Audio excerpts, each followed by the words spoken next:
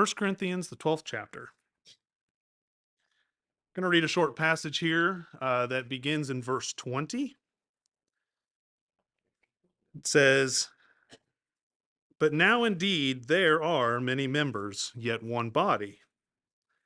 And the eye cannot say to the hand, 'I have no need of you,' nor again the head to the feet, 'I have no need of you.' No, much rather, those members of the body which seem to be weaker are necessary. And those members of the body which we think to be less honorable, on these we bestow greater honor, and our unrepresentable parts have greater modesty, but our presentable parts have no need. But God composed the body, having given greater honor to that part which lacks it, that there should be no schism in the body, but that the members should have the same care for one another.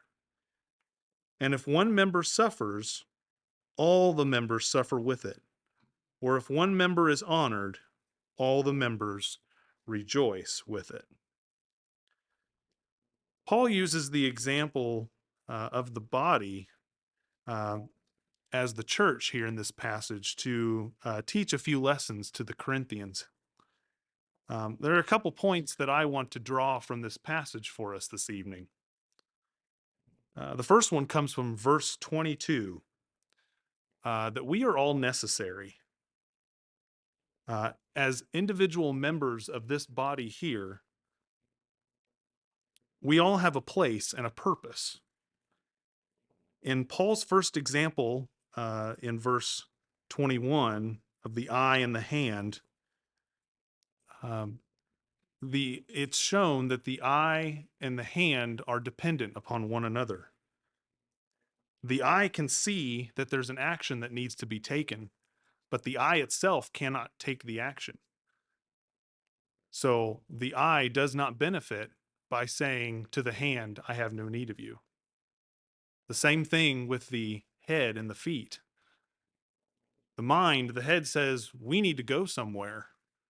But if it says to the feet, "I have no need of you," the mind has no way to move itself.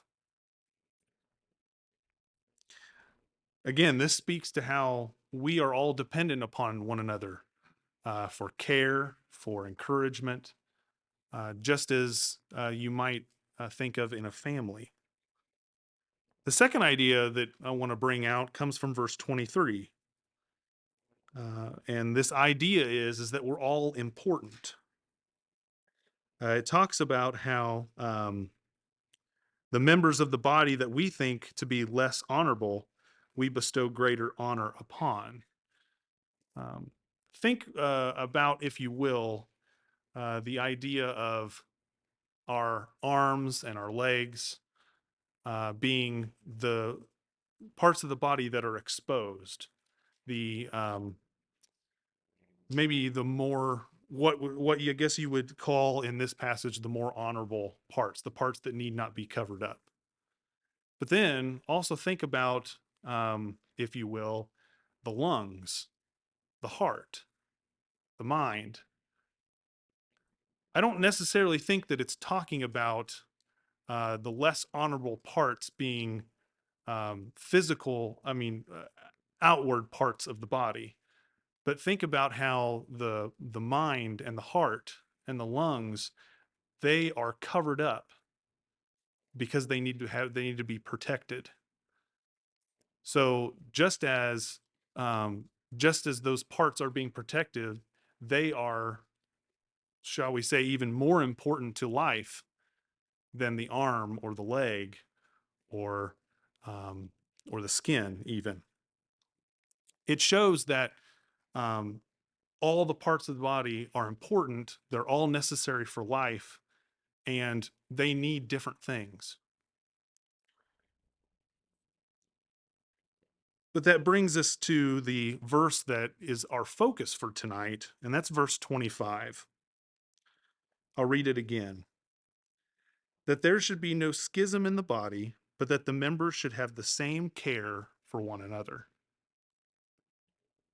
If we are all necessary for the function of the body, And each one of us has has our own specific role, and we are all dependent upon each other, and we are all important and vital for the body to work correctly.